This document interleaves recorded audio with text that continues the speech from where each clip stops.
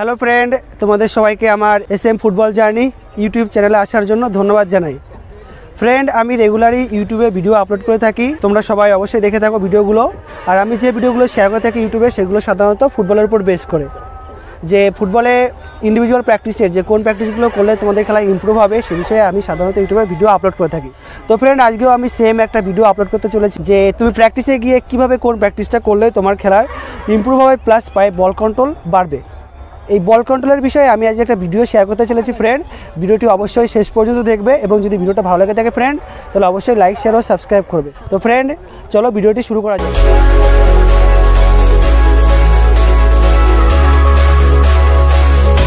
তো friend, dressing করে মাঠে নামার পর সর্বপ্রথম ওয়ার্ম আপ করতে চাও। তো তুমি যখন ওয়ার্ম আপটা করবে, যদি ওয়ার্ম আপ করে থাকো তাহলে তুমি তোমার ওয়ার্ম আপটা বল নিয়েই করবে।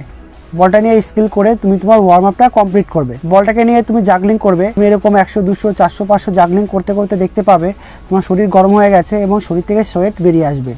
তো এরকম জাগলিং করে করেই তুমি তোমার ওয়ার্ম আপটা করবে। পায়ে 500, 600 জাগলিং করবে বা 1000। তারপরে তুমি থায়ে করবে, থায়ে 100, 200 করবে। থায়ে হয়ে গেলে আবার হেডিং করবে, হেড কন্ট্রোল করবে। তুমি এরকম জাগলিং করে করেই তোমার ওয়ার্ম আপটা কমপ্লিট করে ফেলবে এবং তারপর তুমি তোমার খেলা শুরু করবে। ফ্রেন্ড, যদি তুমি রেগুলার এরকম তোমার বল নিয়ে ওয়ার্ম আপ করো এবং ওয়ার্ম আপটা যখন তুমি করছো তখন তোমার কিন্তু পায়ে বল কন্ট্রোলটাও চলে আসছে আস্তে আস্তে। এরকম তুমি এক সপ্তাহ, 2 সপ্তাহ, 3 সপ্তাহ করতে করতে দেখবে যে তোমার পায়ে বল কন্ট্রোল আগের থেকে অনেক বহুগুণ বেড়ে গেছে।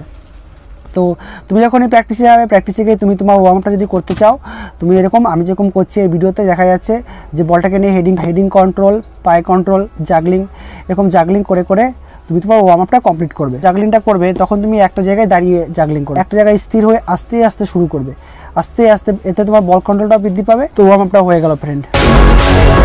যেটা বলছিলাম যে কীভাবে বল কন্ট্রোল বাড়বে, যদি তুমি ভাবো যে আমি বল কন্ট্রোল বাড়াতে চাই, তাহলে তুমি রেগুলার এই ওয়ার্ম আপের আগে বা ওয়ার্ম আপ করার সময় বলটাকে নিয়ে ওয়ার্ম আপ করো, বলটাকে নাচিয়ে নাচিয়ে ওয়ার্ম আপ করো, তাহলেই তোমার পায়ে বল কন্ট্রোল অটোমেটিক্যালি বেড়ে যাবে।